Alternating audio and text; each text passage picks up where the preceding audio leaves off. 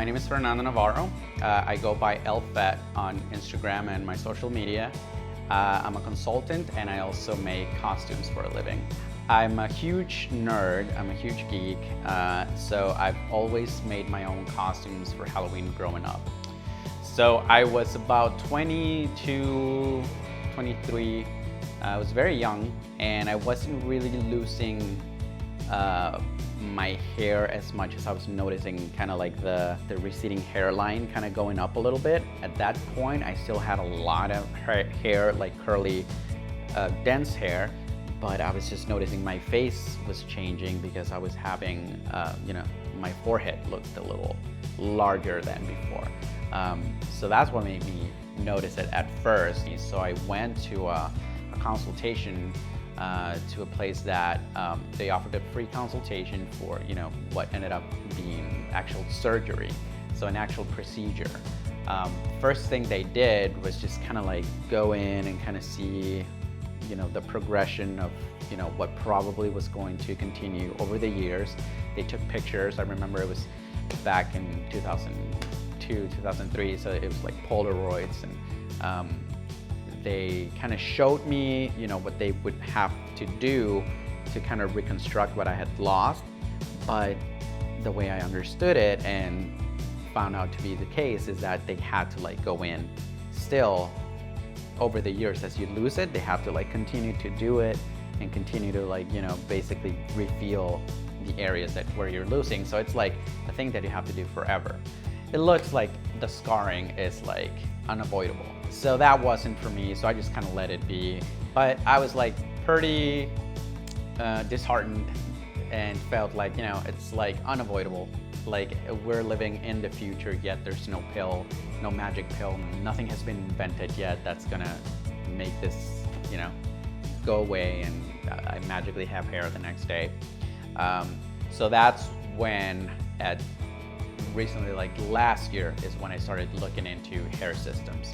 I saw a lot of like viral videos where people were, they shave the head and then they basically glue the thing on and they look incredible. So I was like, wow, that's like instant gratification. They look amazing from one moment to the next. And I just kind of started looking into it. And then actually for a costume, around this time last year, before Halloween, I had this character that had a lot of hair. And I was just gonna go with a cheapo wig, but I also took it as an excuse. I told my wife, I'm gonna look into these things just, for the costume. But in reality, I was like, let me see what all this fuss is about. So I looked into it, went to a local salon, and they did, they showed me what they could do. We went ahead and did it. I liked it. The only thing that I didn't like was the price. To tell you the truth, it's a little expensive because they're a one-stop shop. They do everything there. They make you the custom system. They shave your head. If you keep going back, they wash it for you, put it back on your head. And that's great if you can afford it, to put that money towards that every couple, like few weeks, a month, whatever. The other thing that kind of was like off-putting for me was the fact that I couldn't really control any maintenance. Like I didn't learn how to do anything when I went there. And I'm a very hands-on type of guy, so I like to learn how to do things myself and all that. So what I did was I looked into companies that would, that you could buy the system, they would ship it to you, and then you could do it. They sell you the system, like if you need any products, so like all that stuff you can get online. And then there's all these like wonderful tutorial videos for how to do it yourself. So I was like, I'm gonna give that a try. And once I found Lordhair, I actually found them on YouTube, one of their videos, and then another, and just started watching, and all the wonderful testimonials. People seem to love the product.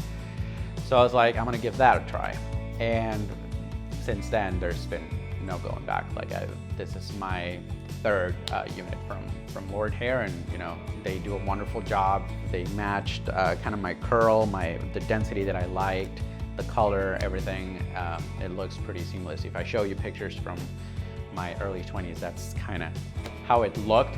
But most importantly, I did, you don't want to look, I'm in my late 30s now, I wasn't trying to look 18, so they matched the density to be age appropriate, which is wonderful. It's wonderful. You order a product, it shows up really fast actually. I get it through FedEx, which in the US is like, one of the fastest services. It's like really well packed, and it also has, useful information in there, a nice little booklet. From there, what I do is I just, give it a light wash, clean the inside with alcohol, just to secure, to do a good bond, and then it's ready to go. I rinse with water, like when I take a shower, just water, every day. I did go all out and get a water softener in the house, so that takes the chlorine away in the shower and everything. So I heard that was good for systems as well. So water is fine, and then I only shampoo it and do conditioner every other day or a couple days. I would say like a lot of it for people can be, the shaving and or all that. A lot of it can be also being self-conscious of like, I got very little hair, and then I'm gonna show up in the office next day and I got a full head of hair. What are people gonna say? What are people gonna think? You don't need to explain anything to anybody. You're doing it for yourself. Same as a shirt. The clothes that you wear, you're picking it out. It's a product that you like, makes you feel good about yourself. You should do it for yourself, right? So the way that I looked at it, I've never been, too self-conscious in that regard, but for that change, going from thinning, very, very thinning hair up here to going to have a full head of hair. The only feedback that I got from that, and I'm talking just on social media pictures, was all positive. It was wow, you lost some weight? Did you freaking find a time machine and now you're 10 years younger? Actually, I feel great. It did give me a huge confidence boost to the point where, I don't buy clothes. I'm not the majority of the clothes that I own are from when I used to shop, when I was in my early 20s. And then I just stopped buying clothes except for the things that I needed for the office or things like that. And then I'll wear the same 2-3 things.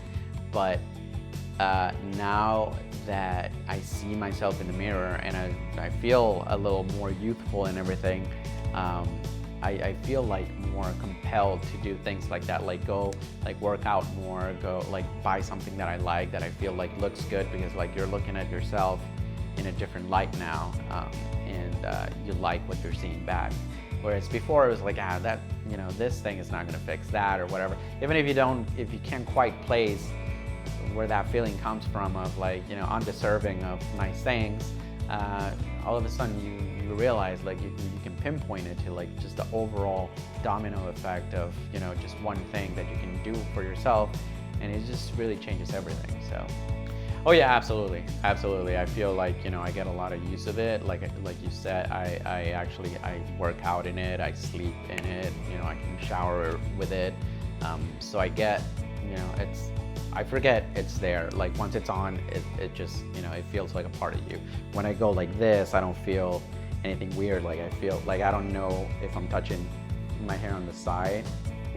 I'll bunch up the hair and it just feels all the same in my hand, as opposed to oh, this bottom part feels different than the top part.